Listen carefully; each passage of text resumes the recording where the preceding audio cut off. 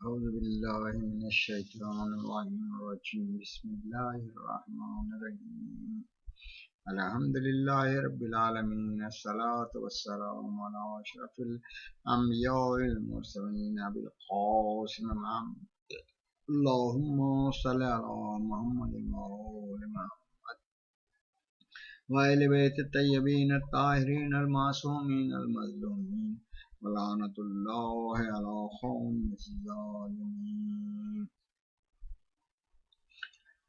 ہم ابوالعلا مودودی صاحب کی کتاب خلافت و ملوکیت میں سے اس زمانے کے وہ لوگ جنہوں نے بڑے بڑے ظلم کیے لیکن وہ رضی اللہ بھی کہنا ہے اور خود انہوں نے بھی رضی اللہ کہا ہے اور ان کے جرائم بھی کی. اب یہاں حضرت معاویہ رضی اللہ جسے کہہ رہے ہیں اور جگہ رضی اللہ ہی لکھا ہوا ہے ان کے ایک کچھ جرائم انہوں نے جو خود اپنی کتاب خلافت و ملوکیت کے صفحہ 134 اور 35 اور 36 پہ بیان کیے وہ پڑھ کر سناتا ہوں.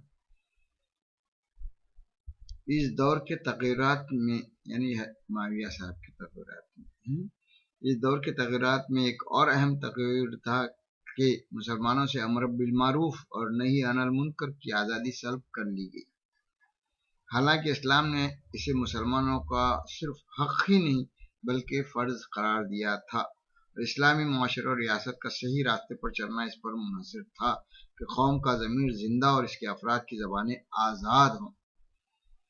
ہر غلط کام پر وہ بڑے بڑے آدمی کو ٹوک سکیں اور حق بات برملا کہہ سکے. خلافت راشدہ میں لوگوں کو یہ آزادی پوری طرح محفوظ تھی. یہ ان کا خام خیال ہے، حالانکہ اس وقت بھی سب کچھ ہوا.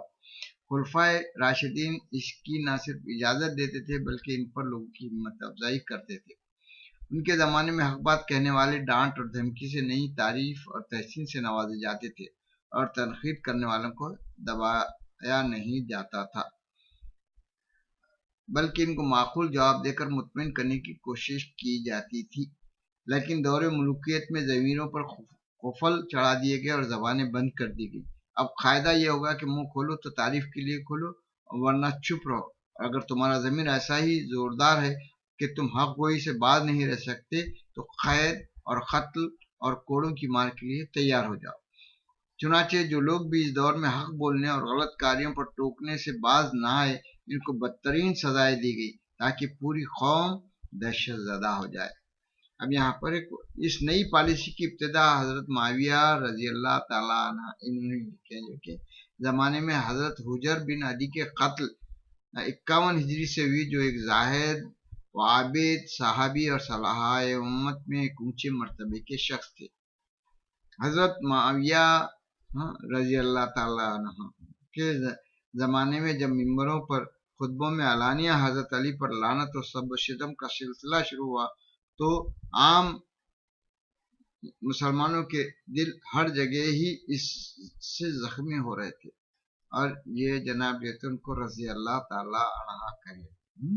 سنیے اب مگر لوگ خون کا گھوٹ پی کر خاموش ہو جاتے تھے. کوفے میں حجر بن عدی سے صبر نہ ہو سکا. یہ بہترین صحابی اور حاتم تائی کے جو پوتے تھے حجر بن عدی، اور انہوں نے جواب میں حضرت علی کی تعریف اور حضرت معاویہ کی مذمت شروع کر دی. حضرت مغیرہ جب تک کوفے کے گورنر رہے ان کے ساتھ رعایت برتتے رہے. اس کے بعد جب زیاد کی گورنری میں بصرے کے ساتھ کوفہ بھی شامل ہو گیا تو اس کے اور ان کے درمیان کشمکش برپا ہوئی. وہ خطبے میں حضرت علی کو گالیاں دیتا تھا. کون؟ زیاد، جس کو انہوں نے پہلے مدبر اور منتظم کہے. گالیاں دیتا تھا اور یہ اٹھ کر اس کا جواب دینے لگتے تھے. اسی دوران میں ایک مرتبہ انہوں نے نماز جمعہ میں تاخیر پر بھی اس کو ٹوکا. کس کو؟ زیاد کو ٹوکے تھے، حجر بن علی. آخر کار اس نے انہیں ان کے 12 ساتھیوں کو گرفتار کر لیا. کس کو؟ حجر بن علی. اور ان کے خلاف بہت سے لوگوں کی شہادتیں اس فرد جرم پر لیں کہ انہوں نے ایک جتھا بنا لیا ہے، خلیفہ کو علانیہ گالیاں دیتے ہیں، امیر المومنین کے خلاف لڑنے کی دعوت دیتے ہیں. امیر المومنین یعنی معاویہ کے خلاف. ان کا دعویٰ یہ ہے کہ خلافت آل ابی طالب کے سوا کسی کے لیے درست نہیں ہے. انہوں نے شہر میں فساد برپا کیا ہے. یہ کون بول رہا ہے؟ زیاد. سب اور امیر المومنین کے عامل کو نکال باہر کیا۔ یہ ابو تراب کی حمایت کرتے ہیں، یعنی حضرت علی علیہ السلام کی حمایت کرتے ہیں، ان پر رحمت بھیجتے ہیں، درود بھیجتے ہیں، اور ان کے مخالفین سے اظہار برات کرتے ہیں۔ ان گواہیوں میں سے ایک گواہی قاضی شرعی کی بھی ثبت کی گئی، قاضی کی، مگر انہوں نے ایک الگ خط میں حضرت معاویہ کو لکھ بھیجا کہ میں نے سنا ہے کہ آپ کے پاس حجر بن عدی کے خلاف جو شہادتیں بھیجی گئی ہیں ان میں ایک میری شہادت بھی ہے۔ میری اصل شہادت حجر کے متعلق یہ ہے کہ وہ ان لوگوں میں سے ہیں جو نماز قائم کرتے ہیں، زکوٰۃ دیتے ہیں، دائماً حج و عمرہ کرتے رہتے ہیں، نیکی کا حکم دیتے ہیں اور بدی سے روکتے ہیں۔ ان کا خون اور مال حرام ہے، آپ چاہیں تو انہیں قتل کریں ورنہ معاف کر دیں، یعنی معاویہ کو انہوں نے لکھی۔ اس طرح یہ ملزم یعنی 12 کے 12 معاویہ کے پاس گئے۔ اب یہ معاویہ جو حضرت معاویہ رضی اللہ عنہ کے لحاظ سے ہیں، کیا کہہ رہے ہیں؟ حضرت معاویہ رضی اللہ تعالیٰ عنہ لکھ رہے ہیں کے پاس بھیجے گئے، انہوں نے ان کے قتل کا حکم دے دیا۔ یعنی اتنے اچھے صحابیوں کو، اتنے اچھے لوگوں کو قتل کا حکم کون دیے ہیں؟ دینے والے یہی رضی اللہ سے۔ قتل سے پہلے جلادوں نے ان کے سامنے جو بات پیش کی تھی وہ یہ تھی کہ ہمیں حکم دیا گیا ہے کہ اگر تم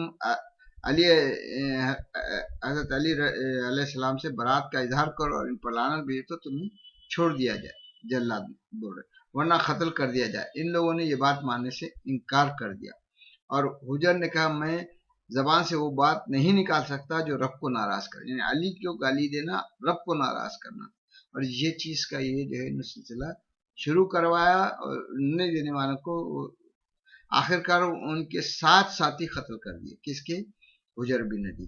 ان میں سے ایک صاحب عبد الرحمن بن حسان کو حضرت معاویہ نے زیاد کے پاس واپس بھیج دیا اور اس کو لکھا کہ انہیں بدترین طریقے سے قتل کرو، چنانچہ اس نے انہیں زندہ دفن کر دیا۔ یہ جو تو حضرت معاویہ رضی اللہ تعالیٰ عنہ کا ظلم، اور اسی ظلم کے بارے میں انہوں نے ایسا ظلم ہونے والی کیا سزا ہے، کیا ہے، اپنی اسی کتاب کے صفحہ نمبر 39، صفحہ نمبر 44، صفحہ نمبر 38 میں پرانی آیتیں سے جو ہے بتائیں کہ کتنا یہ بڑا ظلم ہے ایسا کرنا۔ یہ صفحہ 38 سے لے کے 44 تک یہ چیزوں کا ذکر ہے کہ بھئی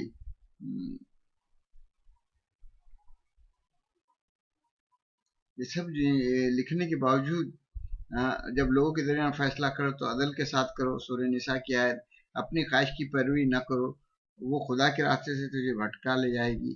ان کے درمیان اللہ کے نازل کردہ قانون کے مطابق فیصلہ کرو، ان کی خواہشات کی پیروی نہ کرو۔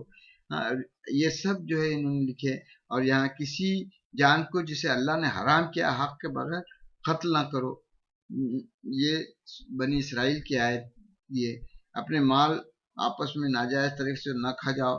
یہ سب لکھنے کے بعد جو ہے اس طریقے سے یہ ظلم کرنے والے کو رضی اللہ کہہ رہے ہیں کہ یہ سب اس نے ظلم کیا، 12 لوگوں کو گرفتار کر کے 7 لوگوں کو ایسا بتایا، اور ایک حسان جو تھے ان کو تو زندہ دفن کر دیا گیا، انہیں زندہ دفن کر دیا۔